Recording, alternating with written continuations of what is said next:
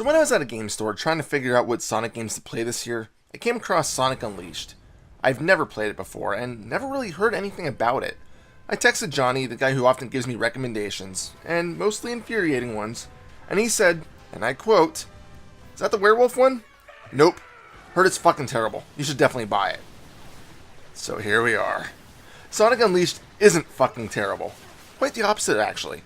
It has its moments where I could have thrown it at a wall, mainly in the final few stages, but for the most part, I actually enjoyed the game.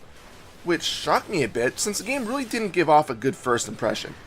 Okay, so maybe it was the second impression that got me worried, because the first impression was given by the intro video, and I thought that was pretty damn impressive. It showed Sonic battling Robotnik in space, for some reason, and Sonic is easily evading all attacks. The video itself is awesome looking, with tons of flashy details. Sonic is kicking ass till he falls into a trap and loses his Chaos Emeralds. Robotnik fires a beam at the Earth, drawing out something called Dark Gaia, and it causes a chain reaction to mutate Sonic into what would be called a Werehog. He then gets pushed out and falls toward the Earth, somehow surviving this massive fall. After landing, Sonic meets a small creature that seems to have amnesia. From here, that creature, who Sonic names Chip due to his eating habits, follows Sonic in his path to see what happened to the planet and stop Robotnik's new plans. So yeah, first impressions were pretty good, based on the intro scenes alone. But then we came to the gameplay. And I was a bit worried, because at first, you must go through a bunch of tutorial stages, which take about 30 to 60 seconds a piece. After each one, the game has to reload, and autosaves. It started getting to the point where the game would take longer to load than for me to complete the tutorial stage. And for what I've noticed, there's no way to bypass these. Not cool. In addition, after completing almost every tutorial stage, after the autosave, the game asks if you wish to continue. This was worrisome to me. Why keep asking if I want to keep playing? If I was going to stop playing, don't you think I would just power off the PS2? At least, that's the logical thing to do. So if the game is going to keep asking me if I want to keep playing, it's almost like saying, "Are you sick of it yet? Do you want to stop and move on to a better one?" So needless to say, hell yeah, I was freaking skeptical to continue. But of course, if I would have stopped on the tutorial stages, I wouldn't have a review that you'd be watching right now. So instead, let me continue on to the basics of gameplay. There's two different gameplay styles in play in Sonic Unleashed. These differ depending on what time of the day it is in game. First, I'll be talking about the daylight stages, where you play as normal Sonic. These are linear stages where Sonic is simply running from point A to point B as fast as he can possibly can. So in essence, it's your normal Sonic stages, just in 3D, sort of like Sonic Adventure stages. Although you don't have control of the camera, it doesn't become an issue at all, which is very much appreciated. You run forward easily enough, navigating the stages, and can also go backwards, although doing so is a slightly more trying affair, since precision isn't this game's strong point. In fact, even when slowly walking to methodically grab rings, controlling Sonic can be a pain. Strangely, he's easier to control when going fast, although then of course it's harder to grab rings and other power-ups, or even react to sharp turns. His turning is where the controls take the sharpest hit though. Even when going slowly, you'll turn in a wide arc. It's something you'll get used to, but in the final levels, you better be good at it, but I'll get to that momentarily. There are a few new and old moves that Sonic has available to him in the daylight stages. His homing attack returns, and the game helpfully gives you a target to tell you when you can attack an enemy. The homing attack will target springs, pulleys, and rails, which help keep the momentum going when you're running at Mach speeds. But as for the new stuff, you get the ability to slide underneath small objects by pressing circle. If you don't do this in time, Sonic will just crawl underneath them.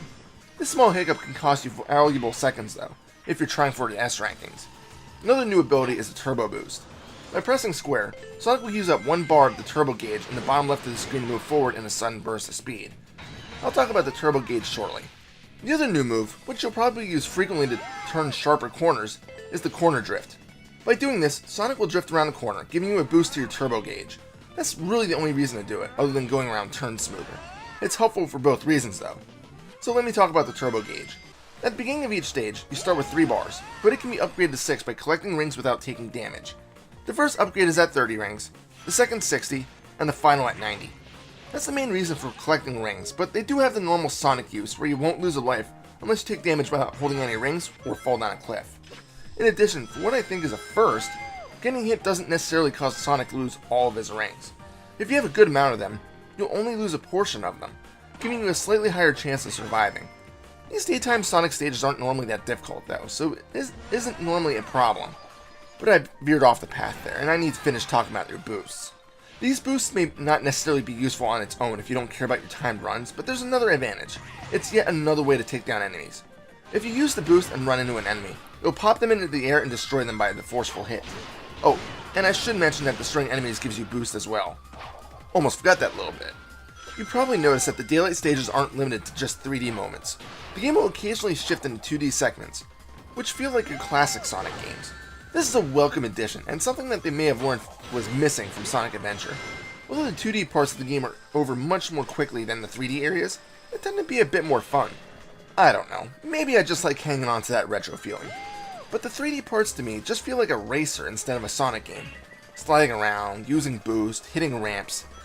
Yeah, it's all standard Sonic fare for the most part, but to me, it just feels off and too basic. At least it's fun though.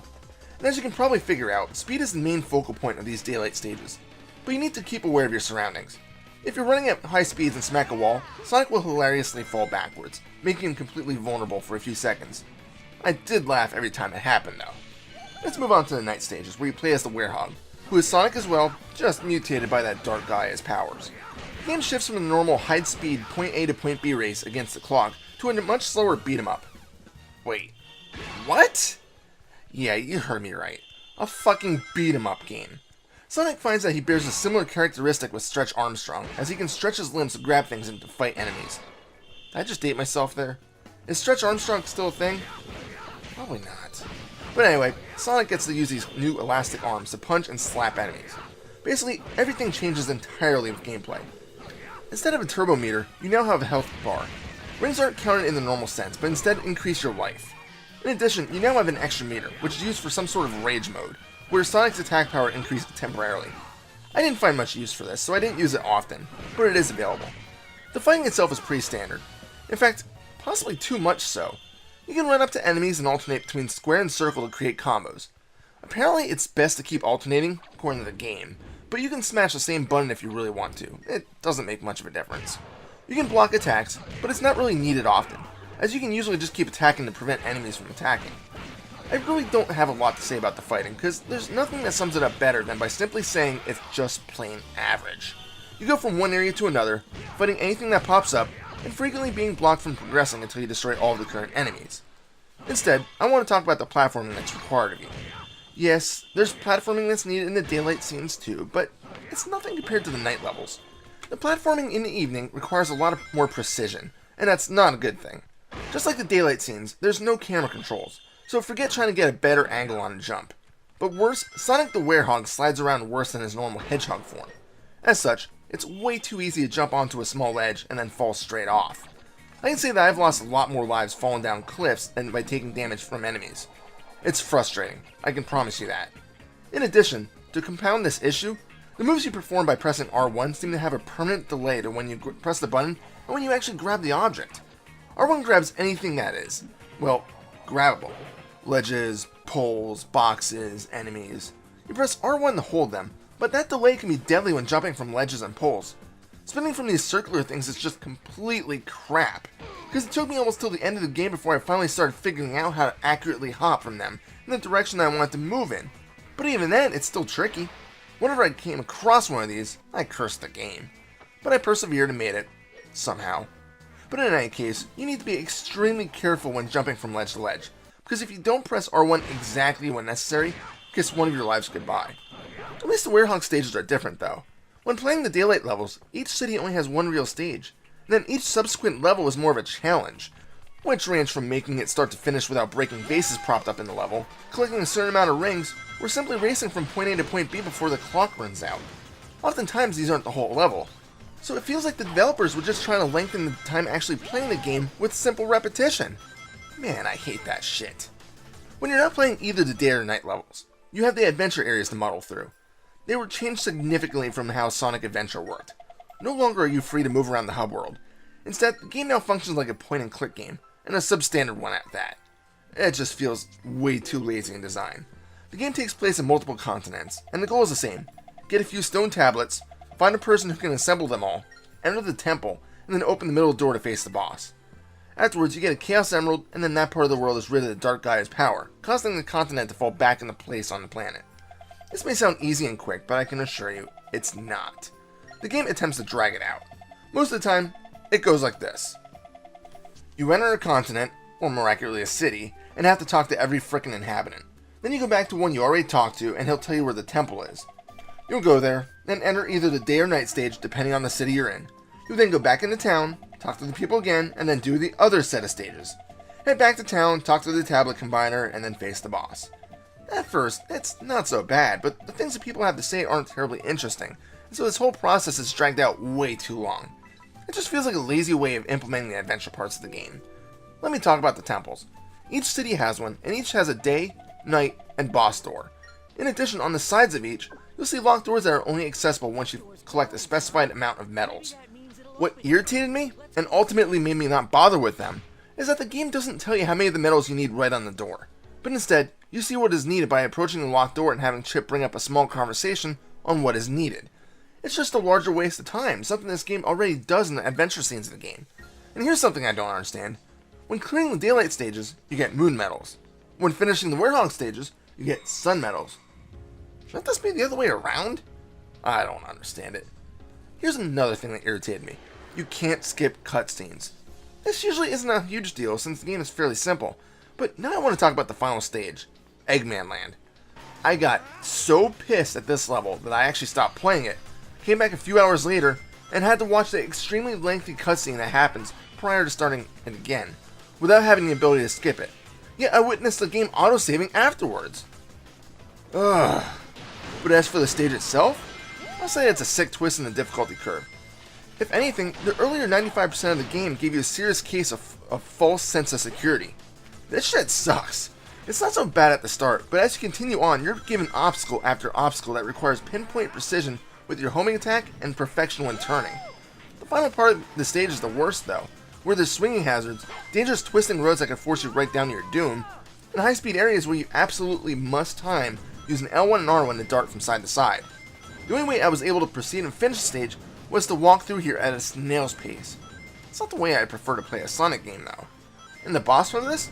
Several forms of the Dark Gaia. The first form is like Power Rangers meets Punch-Out! All of the temples join up to form a gigantic stone mech-like object that throws punches sluggishly, making it difficult to time your attacks. This battle took quite a few attempts, since once again timing needs to be perfect. And after this, you play as regular Sonic, who has to run across the temples to use their homing attacks to damage the Dark Gaia. And after this comes the final form, where you finally get to control Super Sonic. Although this section is a pain in the ass, you are of course timed by the number of rings you have, and are at the mercy of the game, as it only allows you a small window to time another homing attack against one of the many eyes of the beast.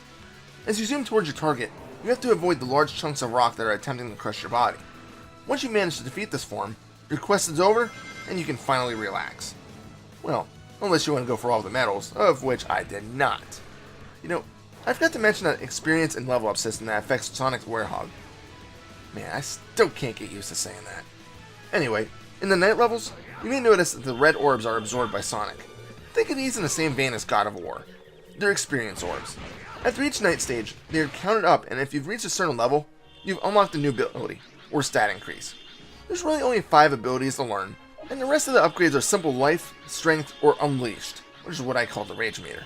Yeah, I looked it up just now, so sue me, I was wrong in the name. In any case, just by simply playing the game, these will unlock. So for the most part, you won't have to go nuts exploring stages for the orb monitors to give you bonus experience.